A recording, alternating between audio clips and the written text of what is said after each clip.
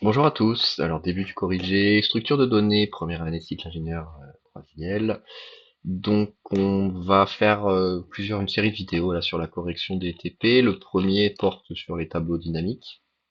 Donc je pars du principe que vous avez le sujet sous les yeux.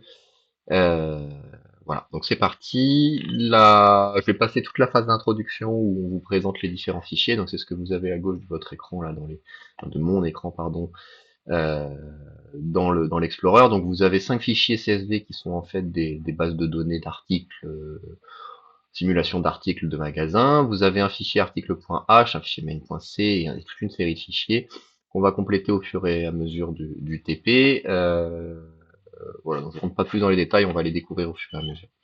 On va commencer tout de suite avec la première question qui porte sur la première compilation où on me demande dans le fichier main.c de compléter le point d'entrée pour qu'il affiche le message de mon choix. Je me place donc dans mon point d'entrée, c'est-à-dire le fichier main.c. Le point d'entrée, je rappelle, c'est la fonction main. Je me place au début de cette fonction et puis je vais faire un printf.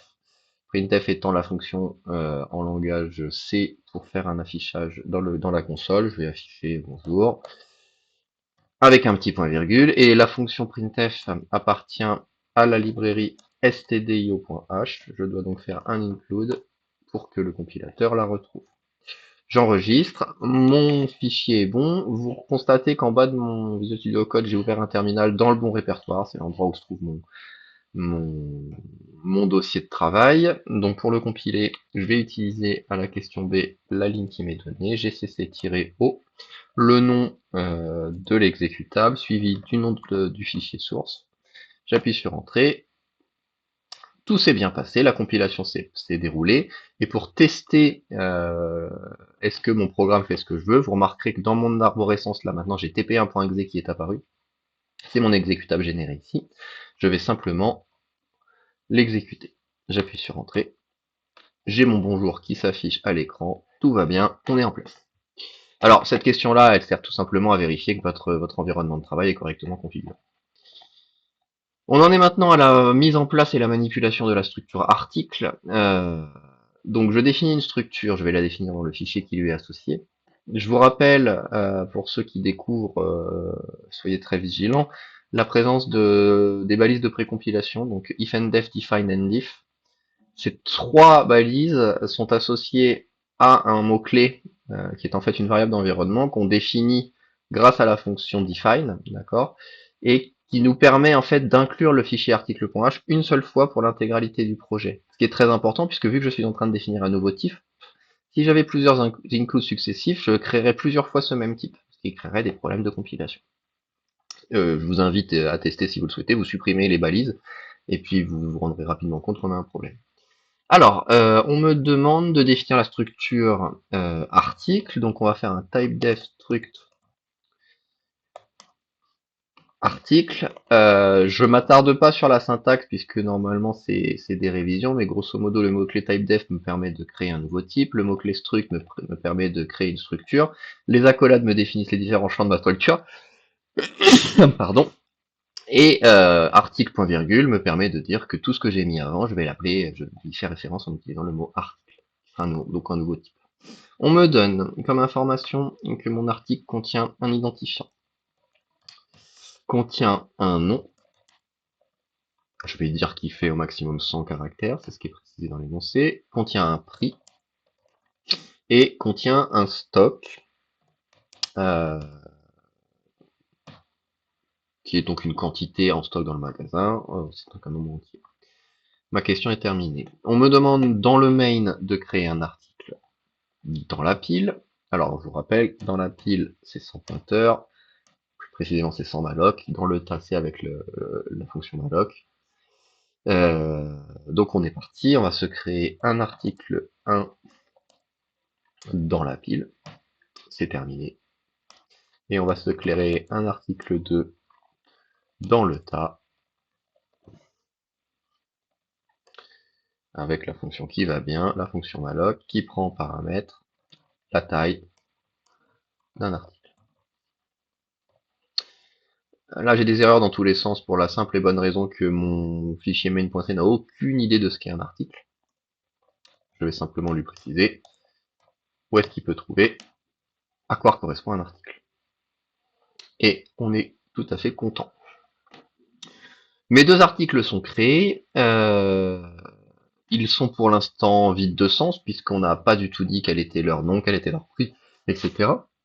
Et on me demande dans la question C d'utiliser la fonction chargé article pour remplir ces deux articles avec le fichier deuxarticles.csv. D'accord? Donc j'ai dans mon arborescence de fichiers ce fichier-là. Je vais l'utiliser avec la fonction chargé article que vous avez dans utilise.c. D'accord? Donc ici vous avez un truc qui vous est fourni. Si on parcourt rapidement cette fonction elle prend en paramètre le nom du fichier, ce qui est plutôt une bonne idée, et puis des pointeurs vers les deux articles que je souhaite remplir. Ensuite, ligne par ligne, elle ouvre le fichier que je lui ai donné en paramètre, elle vérifie si tout s'est bien passé, si c'est pas le cas, on dégage. Puis elle va ignorer la première ligne, puisque quand vous regardez, je vais l'ouvrir pour vous montrer, la première ligne du fichier, c'est simplement les noms des colonnes. Donc on n'a pas ça ne nous intéresse pas, nous ce qui nous intéresse c'est d'aller extraire le 1, le nom, le titre, le prix et la quantité. Euh, voilà, donc je vais lire cette ligne sans en tenir compte. C'est ce qui se passe ici. C'est ce qui se passe ici, pardon. Et puis ensuite, je vais lire la première ligne de données. Alors, il y a un affichage qui est une erreur dans mon sujet, je la supprime, elle ne sera pas pour vous. Et puis, j'utilise la ligne scanf pour convertir la ligne que j'ai extrait du fichier, enfin, pour décomposer pardon la ligne que j'ai extrait du fichier en un ensemble de variables qui s'appellent qui sont successivement l'id de l'article 1, le nom de l'article 1, la quantité de l'article 1. Alors pardon, c'est pareil, il y a une autre erreur dénoncée ici. Stock ici. Le prix de l'article 1 et voilà. Et je fais ça donc pour la première ligne et pour la deuxième ligne. Ce qui veut dire qu'à la fin de mon fichier, à la fin de ma fonction, d'accord, après avoir fermé le fichier, j'ai stocké dans les variables passées en paramètres les données qui étaient présentes dans le fichier. Je vais donc utiliser ma fonction. Alors, de la même façon que pour savoir ce qu'est un article, il faut que je lui dise que dans utils.h se trouve la fonction chargé fichier, chargé article, pardon. Je vais appeler cette fonction en lui donnant comme fichier eh bien le fichier qu'on me demande, c'est deux articles.csv. Et puis là, il y a un petit point de vigilance. Vous voyez que la fonction, elle prend en paramètre des pointeurs vers des articles. Donc pour article 2, il n'y a pas de problème, c'est déjà un pointeur. Je peux directement lui donner A2. En revanche, pour mon article 1 qui est défini dans la pile, A1 est directement le contenu de l'article. Donc si je veux créer un pointeur vers cet article, je vous rappelle l'opérateur esperluette, c'est-à-dire en fait je vais lui donner l'adresse de A1, qui est une flèche vers l'article A1. Voilà comment on utilise cette fonction. Et normalement, ok, on me demande de présenter ces deux articles avec un bel affichage. Donc on va faire un joli printf. Article 1 égale. Alors là, on est parti pour une mise en forme. Alors on va faire un bel affichage modéré en termes de beauté. Hein. Le but c'est d'aller relativement vite. On me demande son idée. Donc on va faire ID, on va mettre un tiret et on va ici mettre son ID. Pour %D, je vous rappelle que c'est le remplaçant pour un nombre décimal. Son nom, ça va être un %S. On avait son stock, ça va être un %D également. Et son prix, ça va être un %LF, parce que c'est un double et que LF vient pour long float. Et ensuite, je vais successivement donner tous les alias de mes pourcents. Donc, %D, c'est A1. On a dit que c'était l'id. %S, c'est A1. Point nom. Puis on va avoir A1.stock. Puis on va avoir A1.prix. On met un point virgule. On va faire pareil pour A2. Sauf que cette fois, attention, A2 est un pointeur. Donc je vais remplacer mes points par des flèches.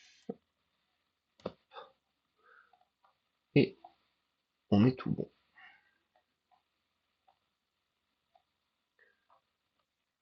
Ok, on va compiler, on va vérifier. Alors je vous conseille bien sûr de tout le temps vérifier. Alors là j'ai une bêtise. Pourquoi j'ai une bêtise? Tout simplement parce que je fais un malloc sans lui dire où est-ce qu'il va trouver la fonction qui va bien.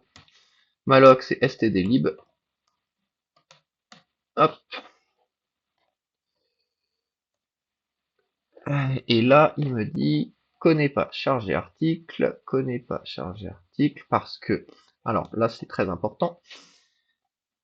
J'indique à mon main.c que dans utils.h, il trouvera la fonction charger article. C'est une réalité, puisque dans utils.h, j'ai bien annoncé que la fonction charger article existait. En revanche, le contenu de cette fonction est dans utils.c. Et à ce jour, mon compilateur n'a pas connaissance du fichier utils.c. Donc pour que tout aille bien, il faut que je donne à mon compilateur le fichier dans lequel il va trouver la fonction charger article. Donc j'ai rajouté utils.c dans mon terminal.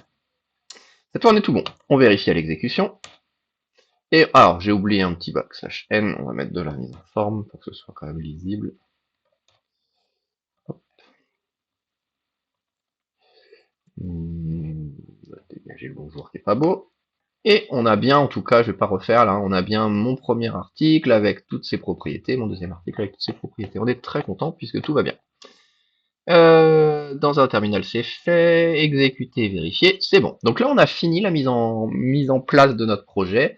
On a réussi à créer des articles, on a réussi à les afficher, on a réussi à charger un fichier. On est donc en place pour commencer les structures de données. Et ça, ce sera tout de suite dans une deuxième vidéo. Merci de m'avoir écouté.